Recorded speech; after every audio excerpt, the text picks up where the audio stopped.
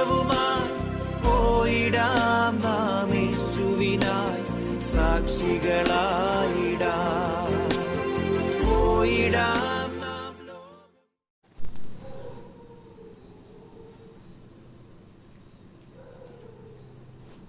A reading from the book of Genesis, chapter 47.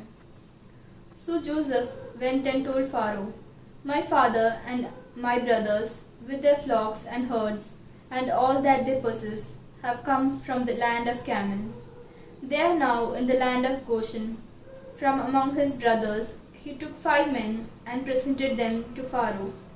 Pharaoh said to his brothers, "What is your occupation?" And they said to Pharaoh, "Your servants are shepherds, as our ancestors were." They said to Pharaoh, "We have come to reside as aliens in the land, for there is no pastures for your servants' flock, because the famine is severe in the land of Canaan. Now we ask you, let your servants settle in the land of Goshen." Then Pharaoh said to Joseph, "Your father and your brothers have come to you. The land of Egypt is before you. Settle best part of the land. Let them live in the land of Goshen, and if you know that there are capable men among them, put them in charge of my livestock." Then Joseph brought in his father Jacob and presented him before Pharaoh, and Jacob blessed Pharaoh. Pharaoh said to Jacob, "How many are the years of your life?" Jacob said to Pharaoh, "The years of my earthly sojourn are 130. Few and hard have been the years of my life. They do not compare with the years of the life of my ancestors during their long sojourn." Then Jacob blessed Pharaoh and went out from the presence of Pharaoh.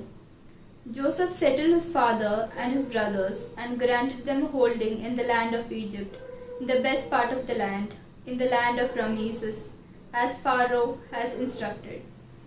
And Joseph provided his father, his brothers, and all his father's household with food according to the number of their dependents. The famine in Egypt. Now there was no food in all the land, for the famine was very severe. The land of Egypt and the land of Canaan languished because of the famine. Joseph collected all the money to be found in the land of Egypt and in the land of Canaan in exchange for the grains that they bought. And Joseph brought the money into Pharaoh's house. When the money from the land of Egypt and from the land of Canaan was spent, all the Egyptians came to Joseph and said, "Give us food. Why should we die before your eyes? For our money is gone." And Joseph answered, "Give me your livestock, and I will give you food in exchange for your livestock." "If your money is gone." So they bought their livestock to Joseph, and Joseph gave them food in exchange for the horses, the flocks, the herds, and the donkeys. That year he supplied them with food in exchange for all their livestock. When that year was ended, they came to him the following year and said to him, "We cannot hide from my lord that our money is all spent, and the herds of cattle are my lord's. There is nothing left in the sight of my lord but our bodies and our lands. Shall we die before your eyes, both we and our land? Buy us and our land in exchange for food. We with our land will be slaves to Pharaoh. Just give us seed so that we may live and not die, and that the land may not become desolate." So Joseph bought all the land of Egypt for Pharaoh. All the Egyptians sold their fields because the famine was severe upon them, and the land became Pharaoh's. As for people, he made slaves of them from one end of Egypt to the other.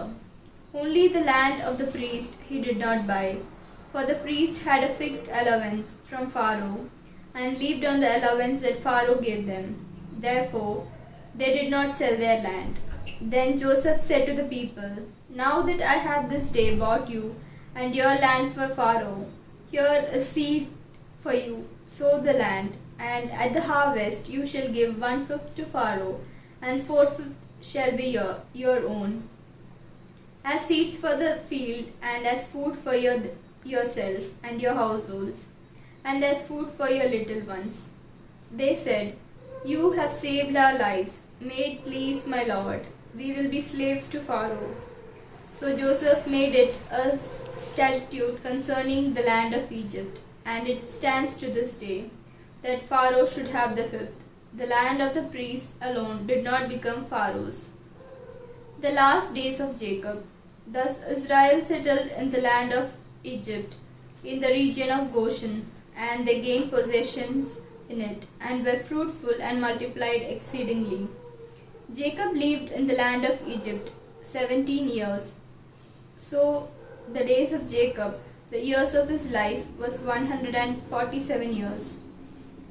When the time of Israel's death drew near, he called his son Joseph and said to him, "If I have found favor with you, put your hand under my thigh and promise to deal loyally and truly with me.